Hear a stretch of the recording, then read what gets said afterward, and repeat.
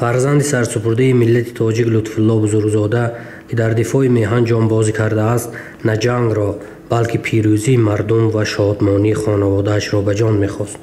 آرزوی یگانه‌اش بار دیگر دیدن وطن و پیوندانش بود که در نامه‌هایش ویداست. سال 1932 لطفالله بزرگزاده با هم‌مؤلفی بهرام حاجی‌زاده و عبدالسلام دهاتی کتاب درسی زبان مادری را نوشت. آن زمان او در اکادمی پداگوژی سمرقند دانشجوی کورس 2 بود.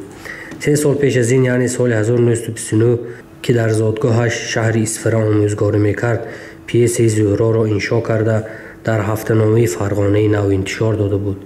من بعد او تا آغاز جنگ بزرگ وطنی 38 اثر دایر به شیوه شناسی، لغت، فولکلور، زبان شناسی، تاریخ زبان ادبیات کلاسیکی و معاصر تالیف کرد. از جمله سال 1940، 1 سال قبل از آغاز جنگ بزرگ وطنی، کتاب فنتیکی زبان ادبی تاجیک را انتشار داد که به قول ناصر جان معصومی این اولین اثر جنبسته زبان شناسی تاجیک بود.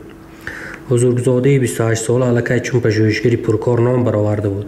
شهرشناس مشهور شوروی برتلز و رئیس بعضی تاجیکستانی اکادمی علم‌های اتحاد جماهیر شوروی سوسیالیستی با نامه مراجعت کرده نوشته بود: خواهش میکردم که از تاجیکستان جوان دارای استعداد مادرزاد لطفالله بزرگزاده و اسپیرانتور انستیتوت زبان و تفکری به نام اکادمیک ماری اکادمی فنهای اتحاد جماهیر شوروی سوسیالیستی داخل شود، زیرا در سیمای وی نه تنها یک عالم بزرگ تاجیک بلکه اتحاد شوروی را تصور میکنم. لطفالله بزرگزاده پیش از همه شیوه شناسی برجسته بود. او شیوه های گوناگون را با ایجادات شفاهی مردم یکجا جمع و تحقیق میکرد. مهر و محبت و عشق و رابطه فراوان بزرگزاده به فرهنگ و تمدن این ملت سبب شد تا به همه مناطق تاجیک نشین آسیای مرکزی سفر کند و از زبان خلق 6426 مصر شعر، 474 چیستان، 956 ضرب المثل و مقال، 371 افسانه و قصه های مردمی را نوشته گیرد. تنها در دهه زیرکی شهر کولاب با 63 گوینده صحبت کرده نمونه های ادبیات شفاهی را جمع آورد و به خدمت علم گذاشت. کتاب های شعر و داستان های بابا یونس 1940 خلق می سراید.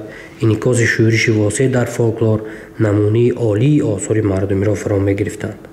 عالم با اختیار خود به جبهه رفته 2.5 سال در شهرهای مسکو، کالینینگراد، ولخوف، لنینگراد، مینسک بر ضد فاشیستان گیتلری قهرمانانه جنگید.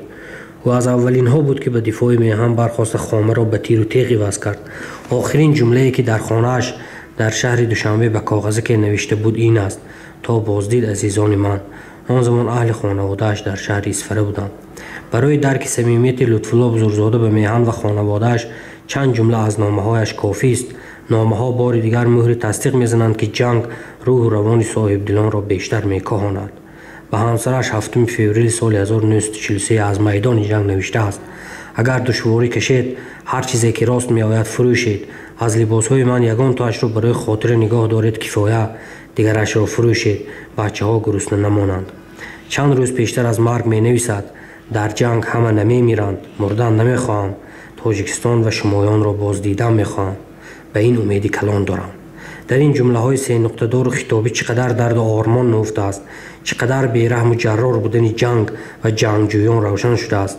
ولی صددریغ سرنوشت او را به این آرزونده رساند و 12 نوامبر سال 1943 تیر فاشیستی بی‌ترحم سینه او را شکافت.